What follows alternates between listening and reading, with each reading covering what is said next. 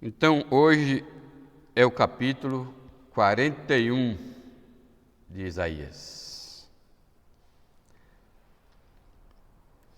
Chegaremos lá se Cristo não voltar. Chegaremos lá no capítulo 66. Então, aí eu vou lendo a cada ponto, eu vou lendo os trechos referentes. E o tema deste capítulo, Deus toma as primeiras medidas para o retorno do seu povo exilado.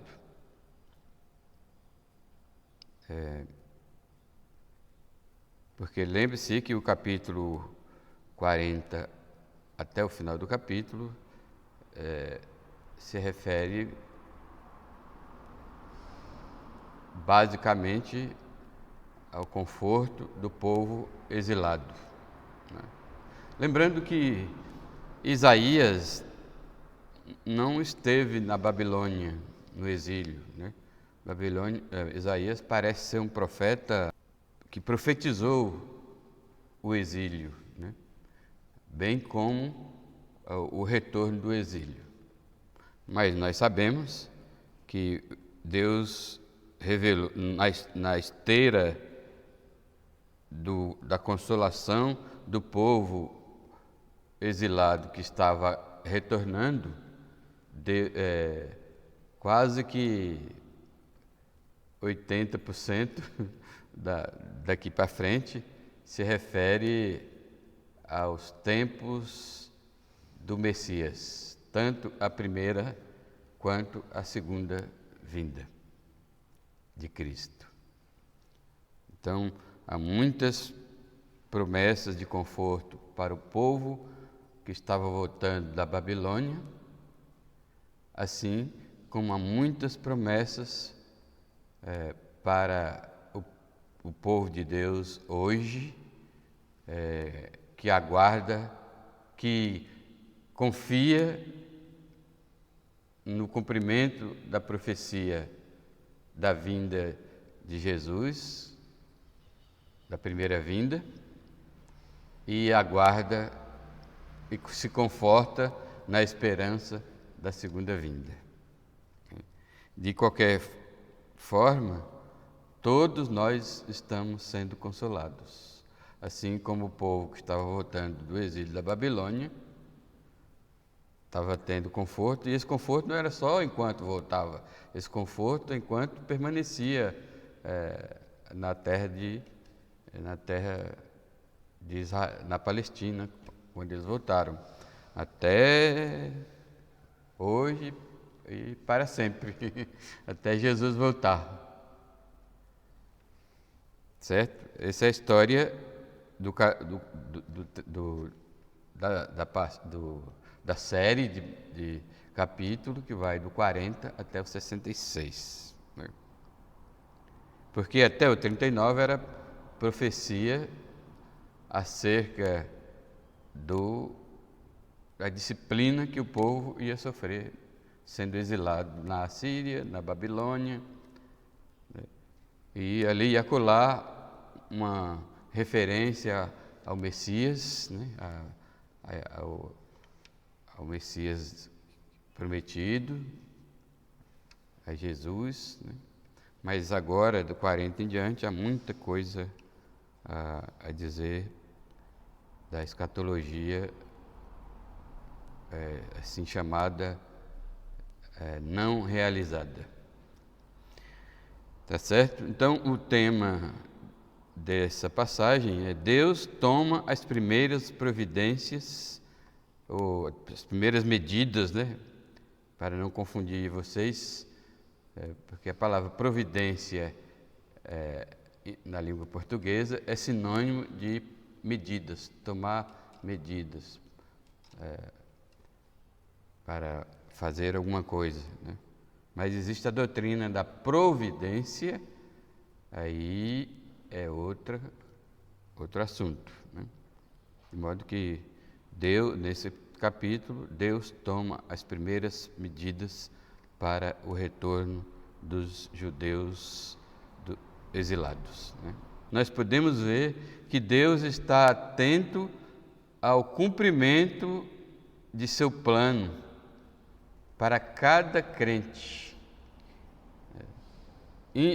para o seu povo corporativamente, mas também para o seu povo individualmente, certo? De modo que a mensagem do capítulo 41, nós vemos muitos desses versículos, nós citamos o tempo todo na nossa vida diária, né? Eu vejo pessoas crentes se confortando, né? Quem aqui nunca leu o versículo 10, né? É claro que ninguém se importa quando os crentes leem um texto do Novo Testamento, ou do Velho Testamento, até do Novo. Muitos não se importam muito com o contexto, né? Se importa mais com a necessidade atual. Então, nas horas do aperto, neguinho corre para 41:10 e lê e repete e decora: não temas, porque eu sou contigo, não te assombres, porque eu sou o teu Deus. Eu te fortaleço e te ajudo, e te sustento com a minha destra fiel. Por exemplo, lá no capítulo 40, vocês notaram a diferença entre citar diariamente esse versículo e ouvir uma pregação sobre esse versículo? Lembra como foi diferente semana passada? O versículo 30, que tanta gente cita e canta, né?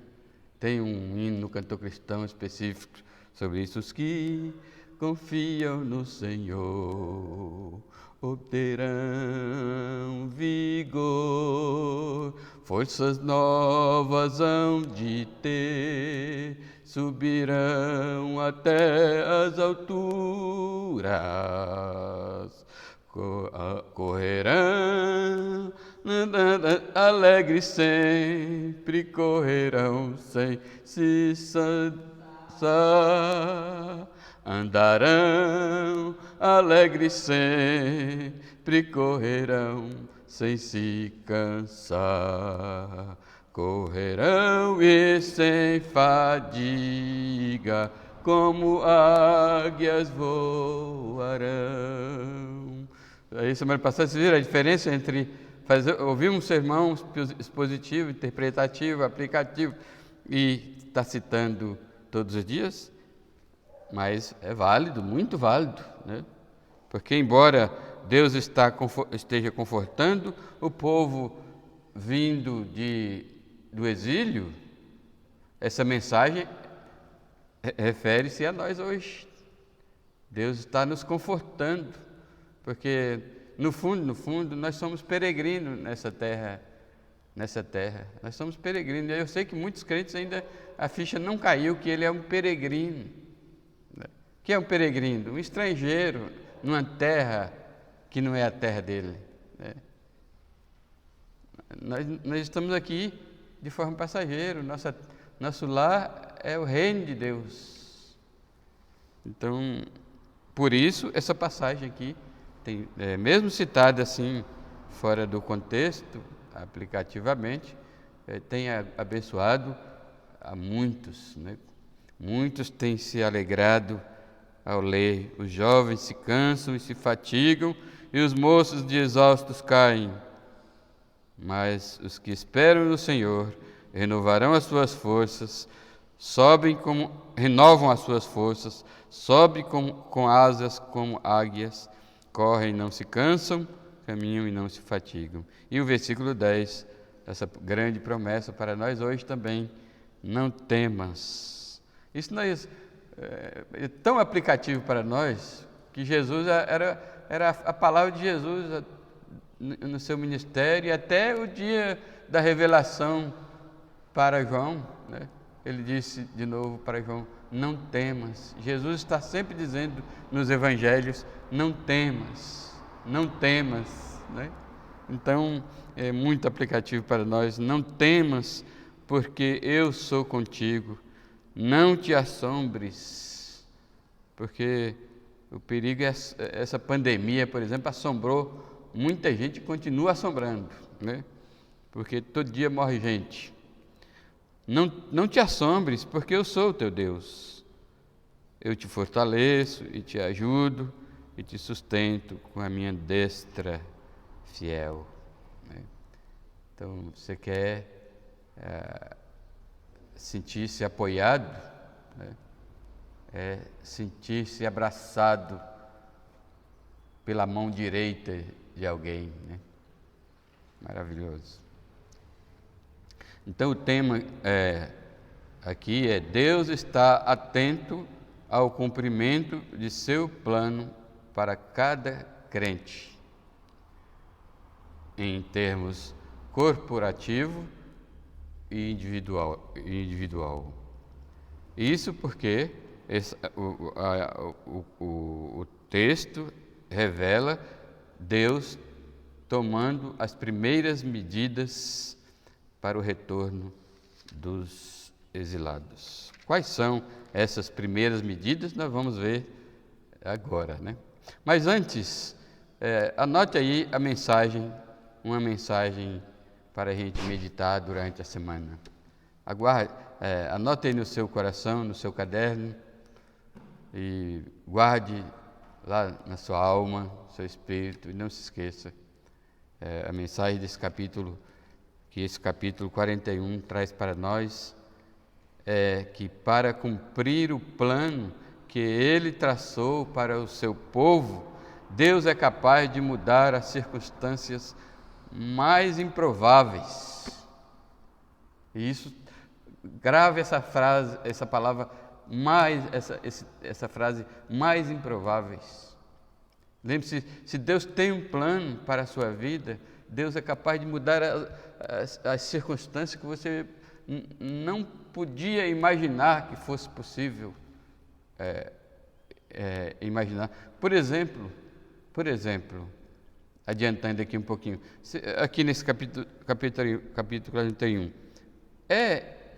você podia imaginar que Deus ia permitir Nabucodonosor levar o seu povo cativo? E você podia imaginar que esse povo um dia podia voltar são e salvo e alegre? Você podia imaginar que as circunstâncias iam mudar? Pois é. Nabucodonosor morreu, veio o filho dele, Beltesazar, morreu, veio outro imperador, Dario, tudo no tempo de Daniel, viu? Nesses 70 anos, tudo nesse período de 70 anos. E depois, aí Dario, embora fosse simpático a Daniel, aos judeus, aliás, Deus levou o povo cativo, mas Deus muda as circunstâncias, realmente as circunstâncias mais improváveis, porque o coração de Nabucodonosor derreteu-se de bondade para com o povo judeu que ele tinha trazido, né? Aí os outros sucessores, da mesma forma, e finalmente, no finzinho, quando estava cumprindo a profecia do profeta Isaías e de Jeremias também, que Jeremias viveu antes, durante e parece que depois também. Aí, quando estava para se cumprir a profecia de Isaías e de Jeremias, eis que Deus levanta um rei chamado Ciro II. Esta checha foi a rapa do tacho, porque os judeus não vieram todos, né? Então, no finalzinho, porque o povo foi saindo aos poucos, né? Por providência de Deus, né? Se chega aquele povão todo, depois de 70 anos, o que eles iam comer, né? Então, eu acredito, aqui as asas da minha imaginação, né? Então, eu imagino que foi providência de Deus, né? Que o povo foi retornando aos poucos, né?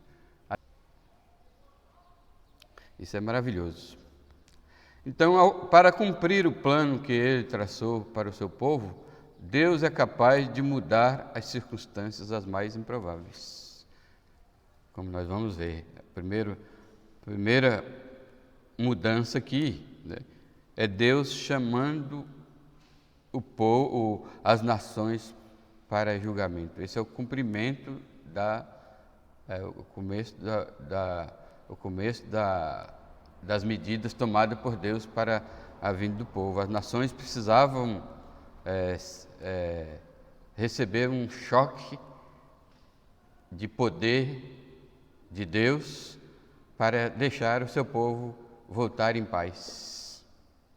Porque o povo de Deus voltando, as nações podiam atacar, né? Como foi no deserto, o povo saindo do Egito, eis que aparece lá do nada uns amalequitas que começa a querer destruir Israel no meio do caminho, né? Antes mesmo de Israel chegar em Canaã, já estava sendo atacada. Como a mensagem é que para cumprir o plano que ele traçou para o seu povo, aqui o seu povo é todo o povo de Deus, Israel e a igreja, né? Deus é capaz de mudar as circunstâncias mais improváveis. Apliquemos isso para nossas vidas a partir desse primeiro ponto aqui, extraído aqui do capítulo 41. À medida em que observamos Deus julgando as nações, observamos o cumprimento da redenção do seu povo. Note que neste capítulo, esse texto aqui, essa pregação, eu estou citando às vezes a aplicação e depois a interpretação. Em outros lugares eu vou precisar citar primeiro a interpretação, depois a aplicação. Então, esse primeiro ponto eu começo com a aplicação. À medida que observamos Deus julgando as nações, observamos o cumprimento da redenção do seu povo. Antes de entrar na interpretação, veja se isso não é verdade hoje. Quem não lembrou da volta de Jesus Cristo esse ano? Eu acho que nenhum crente deixou de pensar: oba, Deus está julgando as nações por meio da pandemia. Não seria essa a época de Jesus voltar? Se tivesse uma multidão aqui, eu ia perguntar para levantar a mão se houve alguém que não pensou, pelo menos um pouquinho, na volta de Cristo. Só se você, olha, para você não ter pensado na volta de Cristo esse ano, só se você estiver muito mundano, muito arraigado nas coisas deste mundo, muito apaixonado pela tecnologia, pela abundância de alimentação, pela facilidade com que você viaja para onde você quer, pela facilidade com que você se locomove, porque os transportes estão facilitados, transporte particular, transporte coletivo, pela abundância, a facilidade de tudo, está tudo muito fácil, né? E essa facilidade do mundo é muito perigosa para os mundanos, né? Os mundanistas, vamos dizer, se inventando um neologismo aqui, os mundanistas, né? Então, a menos que você seja mundanista ao extremo, você pensou pelo menos um pouquinho na volta de Cristo. É claro que os incrédulos não, eles não esperam Cristo voltar. Os incrédulos, eles dizem, o que os incrédulos dizem eu tenho apenas uma certeza de que eu vou morrer. Os incrédulos, a única certeza que eles têm é a morte. Mas, meus irmãos, os crentes têm muitas outras certezas para além da morte. Amém? Então, veja se essa afirmação não é verdade hoje. À medida em que observamos Deus julgando as nações, observamos o cumprimento da redenção do seu povo.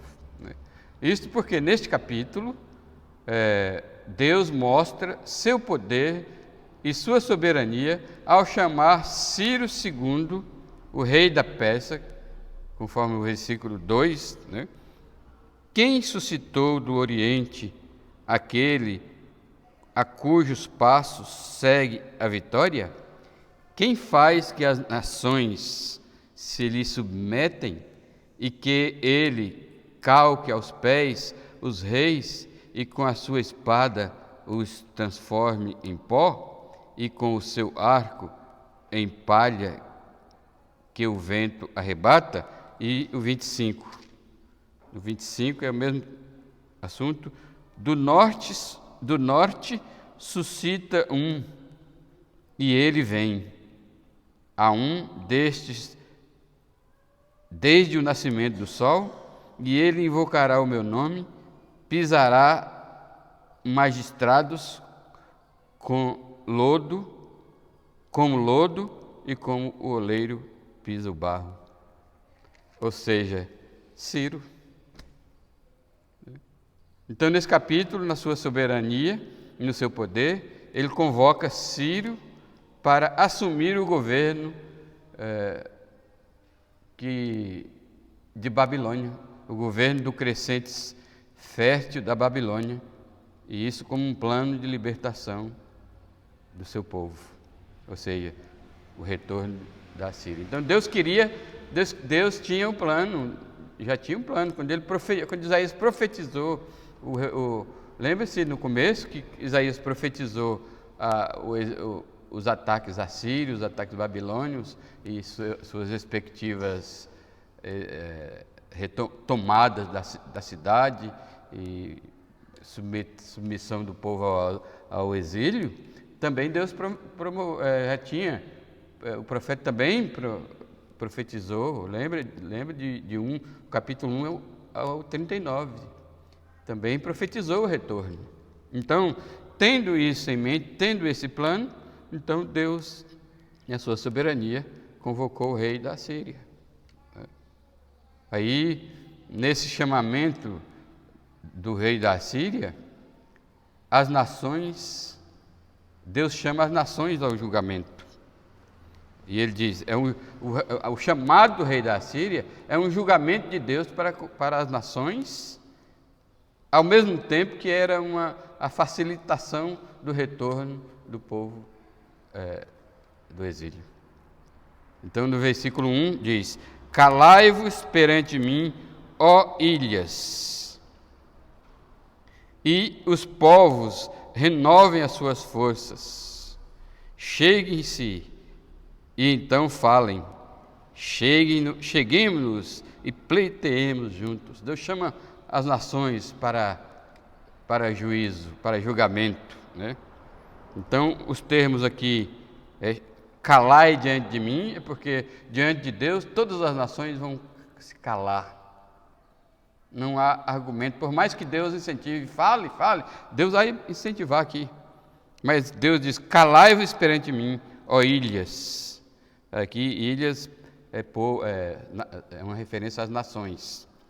E povos renovem as suas forças, ou seja, que o povo, como nós vamos ver aqui, ficou desalentado com o movimento do exército, do poder de Ciro II. As nações se abalaram, né? E perderam a voz. Mas Deus está dizendo, é como se fosse uma ironia. Aliás, Deus está dizendo isso que ele costuma. Isso aqui é dito a Israel o tempo todo. Isso aqui Jesus disse aos seus discípulos, à igreja o tempo todo, né? Mas aqui está falando às nações gentílicas, né? Ilhas aqui é uma referência às nações gentílicas. E os povos renovem as suas forças, cheguem-se Esse chegue-se costumava se dizer, aproxime-se para adorar a Deus, o povo de Deus, aproxime-se para oferecer sacrifício a Deus, aproxime-se para ter comunhão, desfrutar da presença de Deus, mas aqui está dizendo para o povo, aproxime-se para julgamento, né? Então, falem, cheguemo-nos, Deus diz, vamos, encarem-me. É também um desafio esse chamado. Encarem, um dia todas as nações vão ter que encarar a Deus. Todos os incrédulos vão ter que encarar Deus. Todos os ateus, todos os céticos, todos os indiferentes, todos os carnais, todos os mundanistas, todos os pecadores profissionais, todos os que zombam, todos os que desacreditam, todos que pregam mentiras e falso ensino, como nós já vimos no livro na Epístola de Judas, né? Vão ter que encarar a Deus. E agora? Né? A mesma coisa foi nessa época do retorno, que Deus estava tomando as primeiras medidas para o retorno do povo de Deus, né? Aí as nações se aterrorizam com a ideia desse julgamento que Deus estava chamando, né? Na verdade, eles não entendiam a profecia, os gentios não entendiam, não estavam sabendo o que estava passando, não queriam. O que eles percebiam, com certeza, eram os movimentos de Ciro II para unir o seu império, né? E para unir o povo no império, os reis tinham que praticar muita destruição, e as nações entraram em polvorosa, e o que fizeram? Promoveram uma aliança entre elas. Como? Aqui diz no versículo 5 a 7, como? Vou contar a história antes. Eles conclamaram uma aliança de ídolos, começaram a juntar os ídolos de todas as nações, porque eles acreditavam que as nações eram politeístas. Eles acreditavam, os pagãos, acreditavam que quanto mais deuses, né, quanto maior é o panteão. Natan, panteão é o coletivo de deuses, né? E o coletivo de Abel é o quê, Natália? Colmeia. Panteão, coletivo de Deus. Então, ou a coleção de Deus, né? Então, quanto maior o panteão de deuses, mais força eles tinham para lutar contra um rei poderoso ou contra outras nações poderosas. Então, versículo 7 aqui, versículo 5 diz assim, os países do mar viram isto e temeram, os fins da terra tremeram, aproximaram-se e vieram. Olha, vieram para quê? Um ao outro ajudou e ao próximo disse, ser forte. Assim, esse texto é ligado aqui, assim, né, dessa forma, né, um ao outro ajudou e ao seu próximo, seu companheiro disse, esforça-te.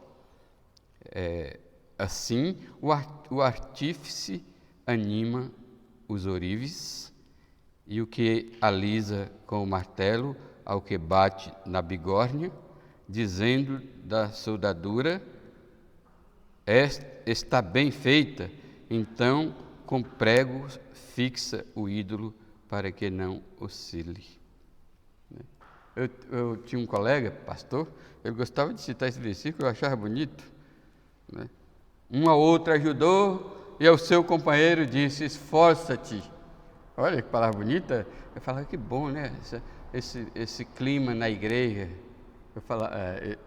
Eu falava, que bom, esse clima na igreja de um dizendo o outro, um ajudando os outros na igreja. Ele usava esse termo para isso.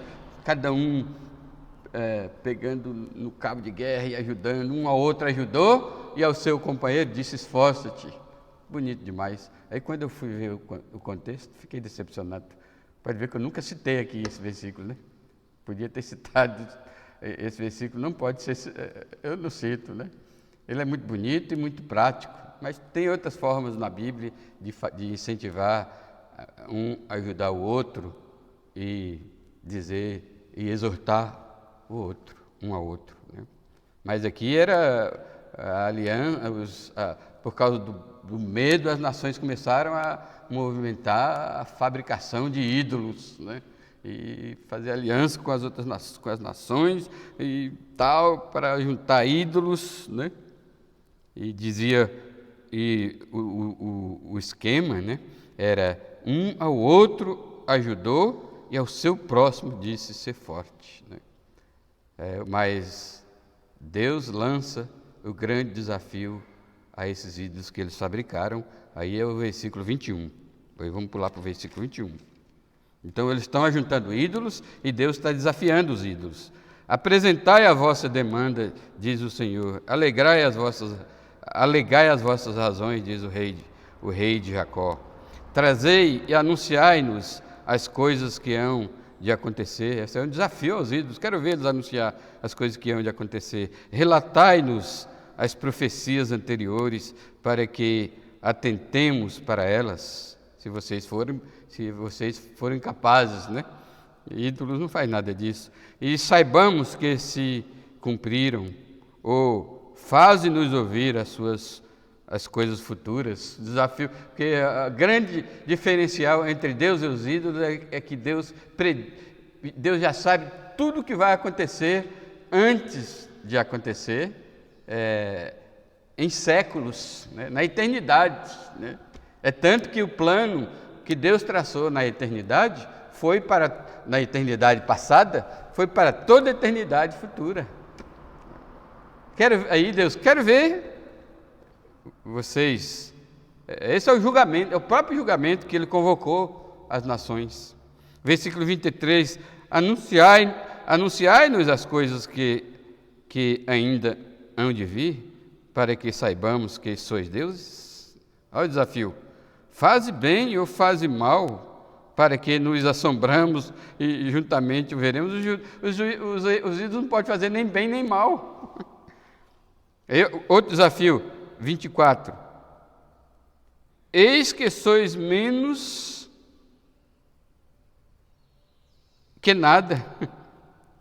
E claro, aqui agora se refere também às nações, porque os adoradores de ídolos são semelhantes aos ídolos. Quem adora ídolo assume a identidade dos ídolos. Eis que sois menos que nada, que ainda se refere aos ídolos, e menos do que nada é o que fazeis. Então, quem está fazendo os ídolos é nada diante da grandeza, da majestade. Veja a pregação de uns domingos atrás. Porque temos que confiar no consolo de Deus, lembra? O primeiro ponto é porque o nosso Deus é grandioso em força, poder e glória. Está recordando a pregação? 25, 25 não, pula para o 26. Quem anunciou isso desde o princípio, para que o possamos saber? Quem? Antecipadamente, para que possamos... Vou ler de novo. Quem anunciou isso desde o princípio, para que possamos saber antecipadamente, para que digamos, é isso mesmo, mas não há quem anuncie, nem tampouco quem manifeste, nem ainda quem ouça as vossas palavras. Desafio aos ídolos. Aí Deus declara, eu sou o que primeiro disse. Isso aqui é maravilhoso. Deus é o primeiro. Deus é que toma a iniciativa, porque Deus não somente sabe o futuro,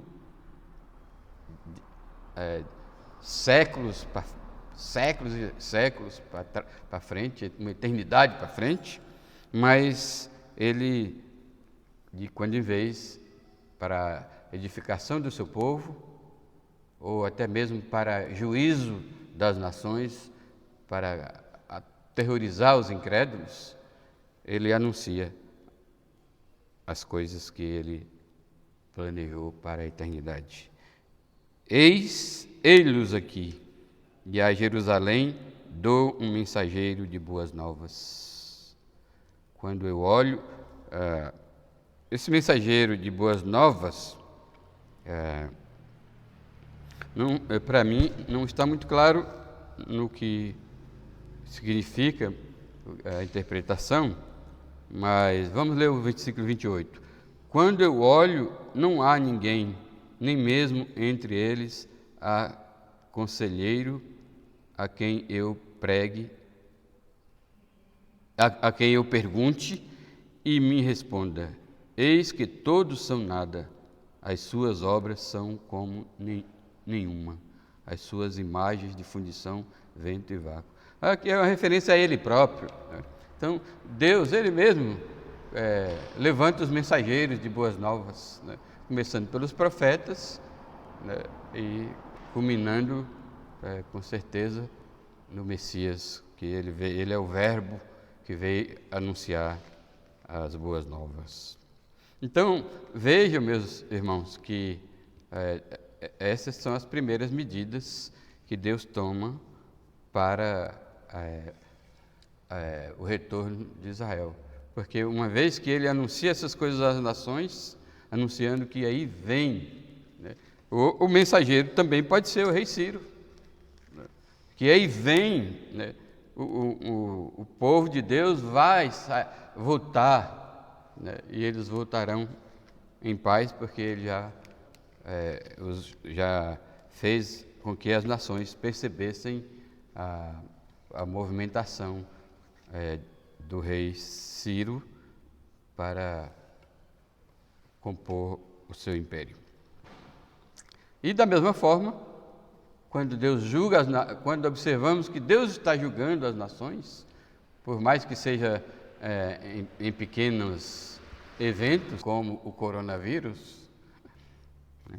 Mas o que eu estou dizendo é o seguinte, com base na Bíblia, isso é verdade, o coronavírus balançou a humanidade, balançou as nações. É um vírus terrivelmente perigoso, tem ceifado a vida de muita gente, mas é fichinha diante dos flagelos do Apocalipse, por exemplo, né? Então, mas enquanto nós olhamos as nações, Deus julgando as nações, nós observamos que está perto de vir a nossa redenção. Jesus está perto de voltar. Assim como o povo de Israel, ao observar o movimento de Ciro para com as nações e abrindo o seu coração para eles, os judeus, abrindo as portas e deixando eles saírem à vontade e voltar para a sua terra com liberdade, eles, ao ver o movimento de Ciro, e das nações, com medo do que ia acontecer, isso com certeza animou muito o povo de Deus, Israel, que estava exilado na Babilônia, a não temerem voltar para a sua terra. E eu quero abrir um parênteses para dizer aqui também, para dizer uma coisa, que o povo, os judeus exilados, tanto na Babilônia como na Síria, eles uma coisa boa, duas coisas boas, é que eles não adoraram ídolos lá, eles não se conformavam em ficar lá. Eles não esperavam ficar lá para sempre, eles não esperavam morrerem lá. Pelo contrário, o que nós lemos na Bíblia é a saudade que eles tinham de Jerusalém. Eles ficavam olhando todo o tempo Até na inauguração do templo, Salomão fez uma profecia que onde quer que o povo de Deus, que os judeus estivessem e começasse a orar, olhando para a direção de Jerusalém, Salomão disse: ó Deus, quando eles estiverem orando, olhando para a direção de Jerusalém, ouves tu do céu e atende às suas orações. Então, da mesma forma, irmãos, nós não podemos estar satisfeitos neste mundo. Nós não podemos querer ficar neste mundo por muito tempo. Nós temos que almejar com ansiedade. Olha que os judeus, os babilônicos, gostavam da música deles. E ele falava para eles: toca a sua harpa. Eles não tocavam, eles penduravam as harpas. De tanta tristeza e ansiedade para voltar, eles penduravam as suas harpas nos salgueiros, nas plantações lá, e não tinha ânimo para cantar. Mas no mundo de hoje, os crentes estão cada vez mais animados com o mundo. Cada vez mais animados com o mundo, naquela esperança que vai entrar um governo que vai restaurar a paz no mundo, que vai restaurar a economia no mundo, que vai restaurar a harmonia no mundo. Eu sei que isso também é plano de Deus para a vinda do anticristo, porque quando o anticristo vier, o mundo, inclusive o mundo religioso, também está preparado porque o anticristo, a promessa do livro de Apocalipse e tal, é que ele vai resolver o problema do mundo de uma vez por todas, né? Entre aspas, problema econômico, político, religioso, social, etc. e tal, né? Mas nós temos que ter a atitude dos judeus na Babilônia, não ter paixão nenhuma, não ter atração nenhuma. Babilônia não significa nada para nós, esse mundo não significa nada para nós, não significa que vamos cruzar os braços e ficar esperando a volta de Jesus, né? Como alguns na época tinha tendência de ficar, na época do que Paulo pregava sobre a volta de Cristo, né? Aí foi quando Paulo disse: quem não trabalha não come. Tá certo, irmãos? Vamos para o segundo ponto aqui. Então, se Deus, para cumprir o seu plano, não mede esforço para mudar qualquer circunstância, mesmo que sejam as mais improváveis das circunstâncias, como é mudar um rei de um império babilônico, até chegar um rei com o coração aberto para cumprir o seu plano de chamar o seu povo de volta para Israel. Aí, o segundo ponto é: o povo de Deus pode confiar em seus planos, pois ele fez o plano e as estratégias para o seu fiel cumprimento. Porque Deus é assim, ele não somente fez os planos, mas elaborou as estratégias, né? Então, em primeiro lugar, ele chama as nações para julgamento, mas em segundo lugar, ele anuncia a sua estratégia. Qual é a sua estratégia? Chamar o rei Ciro, rei da Pérsia, rei da Babilônia, para assumir o governo do crescente fértil da Babilônia como plano de libertação para o povo, para o seu povo que estava no exílio. Essa é a estratégia.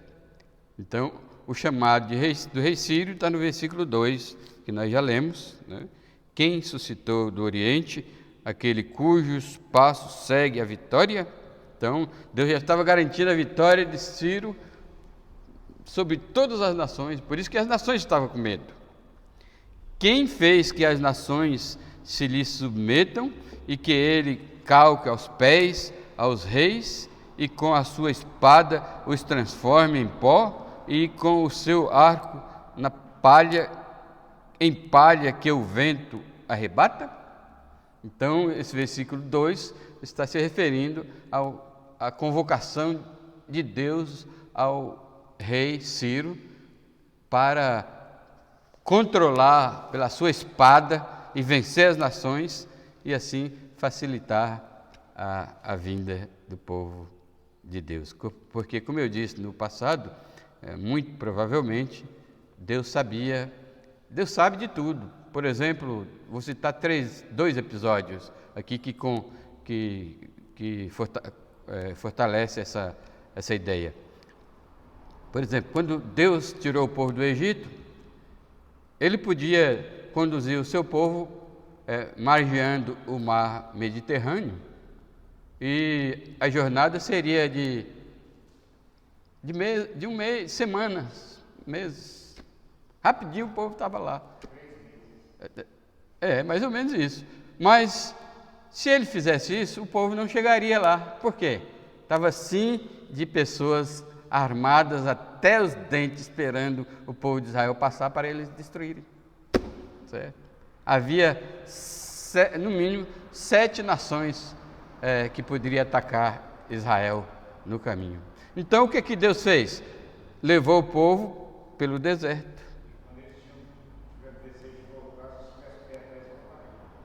Claro, porque o ser humano procura sempre atalho. Por isso que o crente não pode procurar atalho. A vida cristã não tem atalho. O caminho que Deus traçou é aquele. É difícil, né? A estrada é estreita, é apertada, é espinhosa, é difícil. Vou mandar hoje para vocês a mensagem que será folheto, A Porta Estreita. É um resumo de 3 páginas. Aí, a tendência do ser humano é procurar atalho, por isso que se dão mal. Só que o atalho é perigoso. O outro exemplo é que mesmo Deus tirando o povo pelo deserto, porque era menos perigoso, não aparece um tal de Amaleque para atacar Israel. E lá no caminho ele não encontrou outros reis que tentaram atacá-lo. E quando não atacava, não deixava Israel passar pelo caminho. Lembra que Moisés pediu passagem no meio da terra de um dos reis e ele não deixou? Aí Israel teve que passar à força. Balaque, etc. Então Deus chamou rei Ciro, com o seu poder e força, concedido por Deus, é claro, abalou as nações, né? Deus suscitou do Oriente aquele cujos passos segue a vitória, né? Aí o rei recebe de Deus uma missão, que está no versículo 25, né? E continua no versículo 25, versículo 1 continua no versículo 25. A quem, pois, 41, 25 e 41. Do norte suscito e ele vem.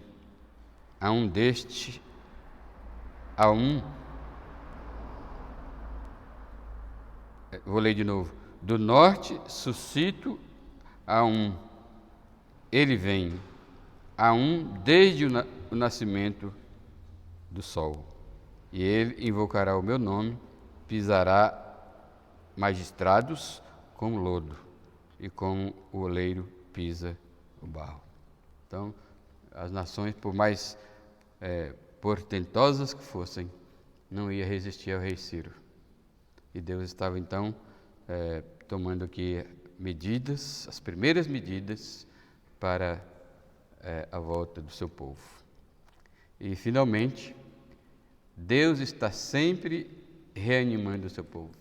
Isso que é porque Deus fez um plano, Ele cumprirá. Nesse caso aqui do retorno do povo da Babilônia, do exílio babilônico, Ele espantou as nações através do rei Ciro, Ele deu poder e força e autoridade ao rei Ciro, o convocou para isso, mas ele não esqueceu que tudo isso visava o bem do seu povo que viria de retorno para Israel, para a Palestina. Então Deus está sempre reanimando o seu povo e está sempre confirmando a ajuda ao seu povo. Então, nessa passagem, Deus confirma a ajuda a seu povo em seu retorno à terra que Deus tinha dado em herança a seus pais. Você sabe que hoje a ONU, os países árabes, as nações questionam se Israel deve, se aquelas terras são realmente de Israel. É só ler a Bíblia. Então, a Bíblia é o certificado de propriedade de Israel daquelas terras. Então, Deus confirma a ajuda a seu povo em seu retorno à terra que Deus lhe deu. Aqui no versículo...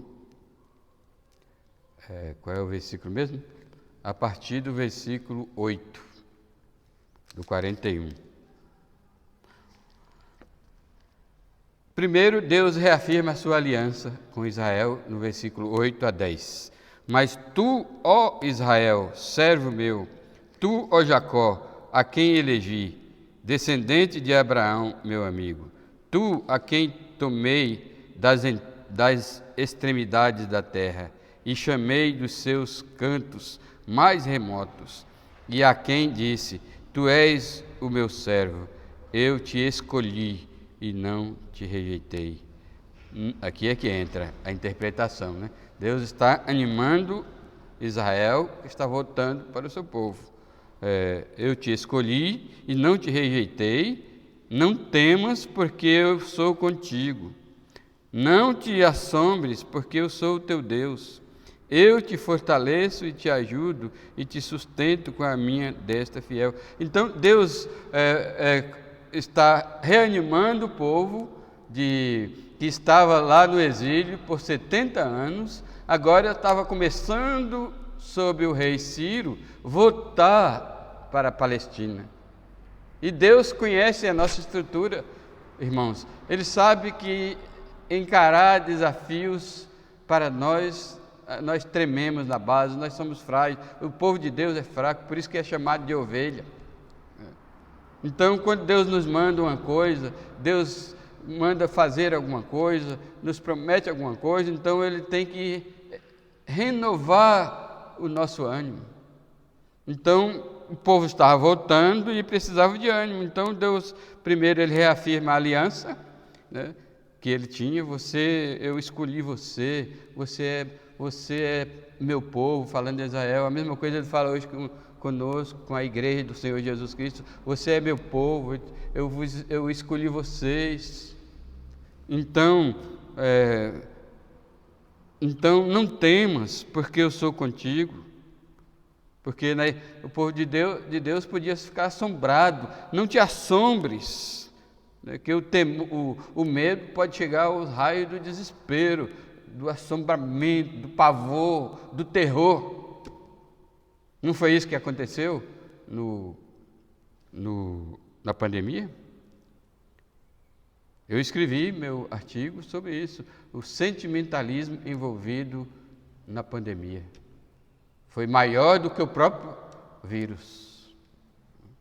Muita gente morreu, e muita gente matou, e muita gente ficou doente, e ficaram com depressão e ansiedade, que mata mais. E essas coisas nós sabemos, depressão, ansiedade, medo, elas aceleram qualquer doença.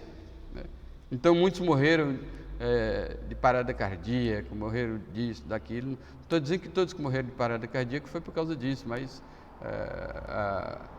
o advento do coronavírus assustou o povo e os que eram fracos de coração, ou fracos de personalidade ou de emoção, não resistiram, né? E muitos tiveram que lutar para estar vivo até agora e estão agradecendo a Deus porque está vivo, né?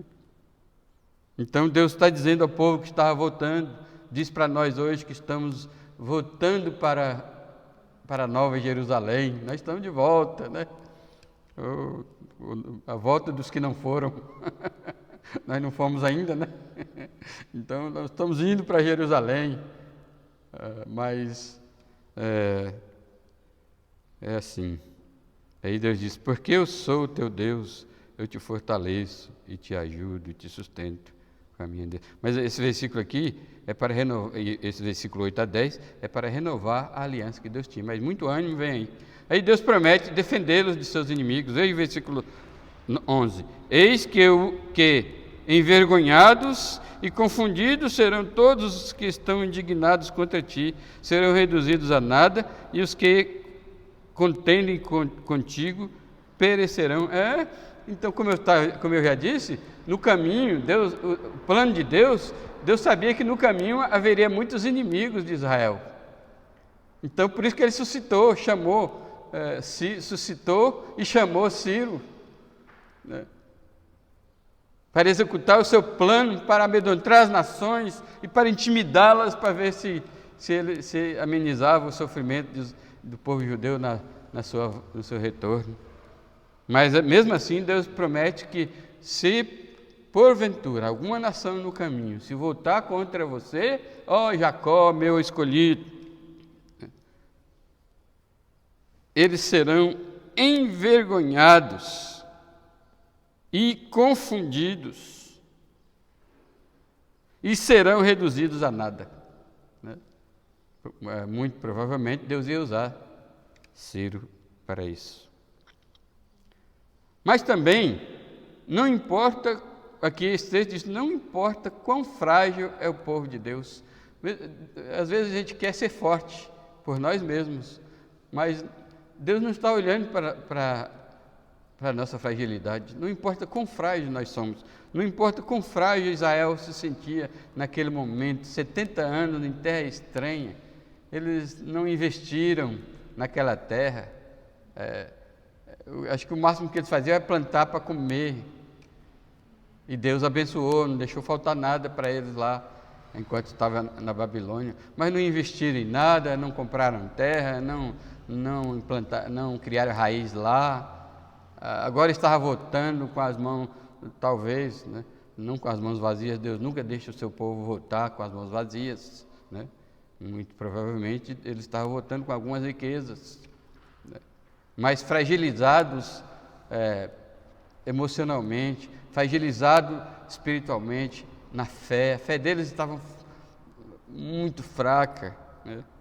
Aí Deus conforta e diz no versículo 13: porque eu sou teu Deus, te tomo pela mão direita e te digo, não temas, que eu te ajudo.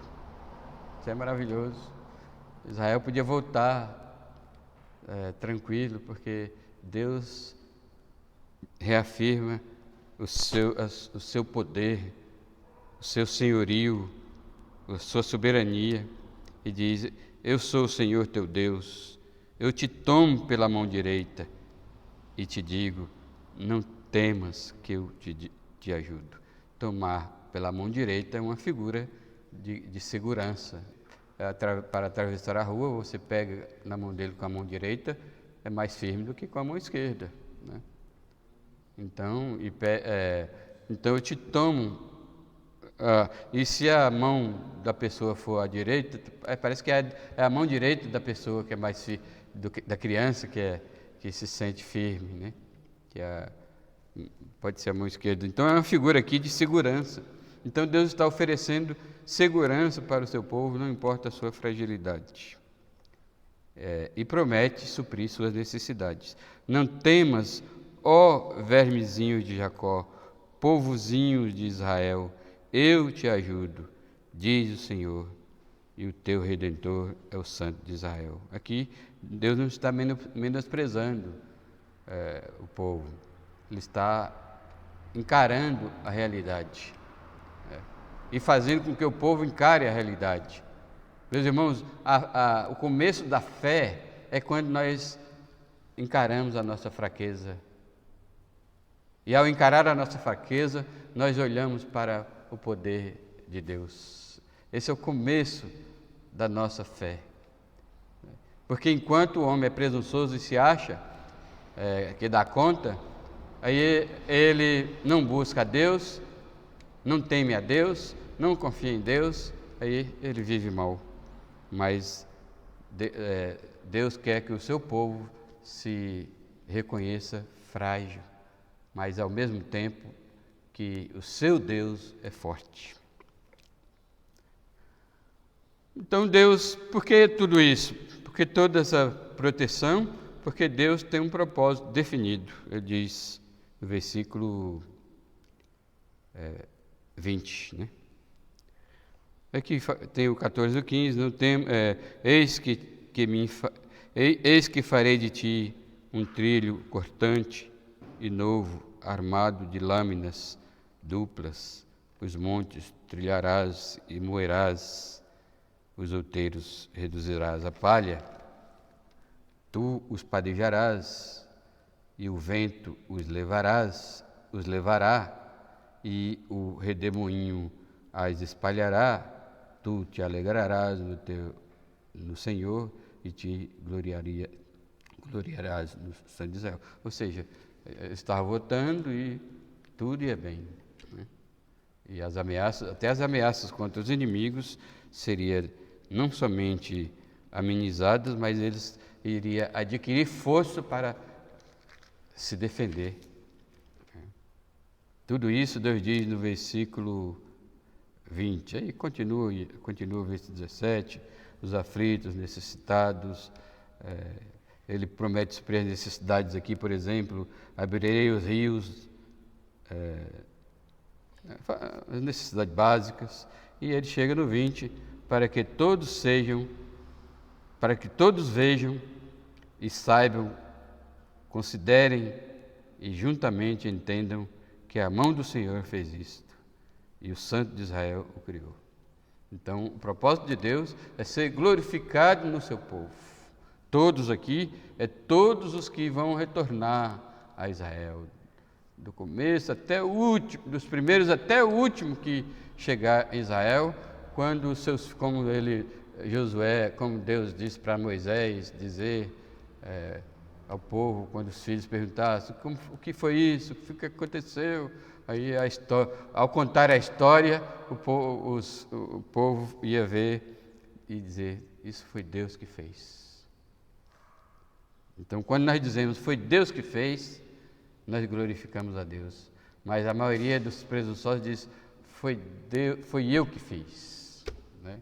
Quando o professor disse, ei, João, você teve sorte de me encontrar aqui? Eu disse, sorte não, professor, providência divina. Amém, meus irmãos? E assim vai, né?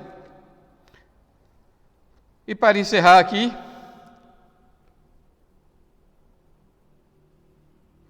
nós vamos dizer o seguinte, que Deus cumpre o seu plano. Sempre, não importa as circunstâncias. Amém? Se você confiar nisso, você será bem-aventurado hoje e para sempre. Que Deus nos abençoe.